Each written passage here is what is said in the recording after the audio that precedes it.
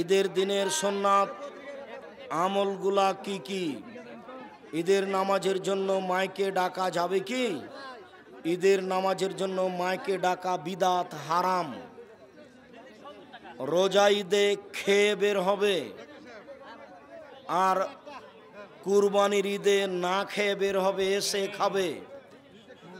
তাসবিহ পড়তে পড়তে ঈদের মাঠে যাবে, রাস্তা পরিবর্তন করে বাড়ি আসবে, বাড়িতে এসে কুরবানির ঈদে খাবে। গোশত খাওয়া জরুরি নয়। ঈদের মাঠে গিয়ে কোনো নামাজ পড়বে না, শুধুমাত্র 2 রাকাত। ঈদের সলাতের পূর্বে কোনো বক্তব্য চলবে না, সলাতের পরে শুধু ইমাম বক্তব্য দিবেন। আসেন আসেন, নামাজ শুরু হতে যাচ্ছে, আর 5 মিনিট আছে, এভাবে ডাকা হারাম। হরতালের নামে সরকারি সম্পদ নষ্ট করা জায়েজ কি? জি না। আবার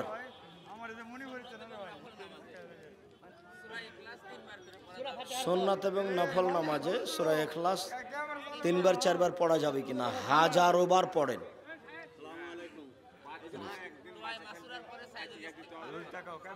যে 7 দিনের আগে মারা গেলে বাচ্চার আকিকা নেই, 7 দিনের পরে দেওয়া যাবে না। 7 দিনের আগে বাচ্চা মারা গেলে আকিকা নেই। বাচ্চা থাকলে তো 7 দিনের দিন দিতে হবে। 7 দিন পার হয়ে গেলে আর আকিকা নেই। ওটা তো আল্লাহর নবীর আদেশ, 7ম দিন।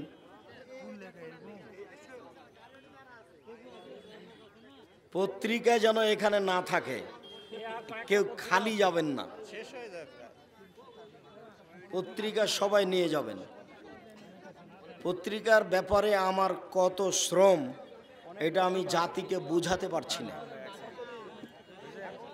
পত্রিকার পিছনে কত পয়সা ব্যয় হয়, এর কত বড় সাধনা। দোয়া মাসুরের পর সাইদুল ইস্তেগফার জি পড়বেন। যত দোয়া মুখস্থ আছে দোয়া মাসুরের পরে পড়েন। আর আমি একটা পরামর্শ দিয়েছি, সেটা কি? রব্বির হামহুমা কামা রাব্বায়ানি সগীরা।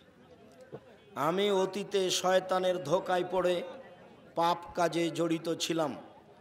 আপনার ওয়াজ শোনার পর আল্লাহর রহমতে সব পাপ ছেড়ে দিচ্ছি, কিন্তু বিড়ি সিগারেট ছাড়তে পারছি না। আপনি চেষ্টা করেন, খালি বলেন ইনশাল্লাহ পারবেন। পশু প্রাণী তো আমি নই, আমি তো মানুষ। পশু প্রাণী পারে না, আমি তো পারবই। আমি একজন কসমেটিক্স দোকান ব্যবসায়ী। এ ব্যবসা করতে গিয়ে অনেক বেগানা নারীর সম্মুখীন হতে হয়। আমার জন্য এ ব্যবসা কতটুকু হালাল? ব্যবসা আপনার হালাল, ওর যেগুলো বৈধ বস্তু সবই হালাল। আপনি ব্যবসা করেন, সমস্যা নেই, নিজেকে বাঁচানোর চেষ্টা করবেন। মসজিদের উপরে মহিলাদের সলাত হবে? জি হবে, ছাদের উপরে হোক, 3 তলা 5 তলা যেখানে হোক। বলে পুরুষদের মাথার উপরে থাকছে যে, তো মাথার উপরে কি আছে? ভিন্ন স্থানে আছে।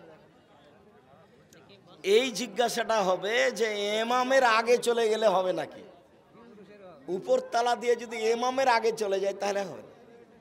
ও ডানে থাক, বামে থাক, মাথার উপরে থাক, পিছনে থাক, ইমামের আগে না গেলেই হবে। হ্যাঁ, পুরুষ গেলেও হবে না। 2 তলা 3 তলায় মহিলারা যে কোনো স্থানে সালাত আদায় করতে পারবে।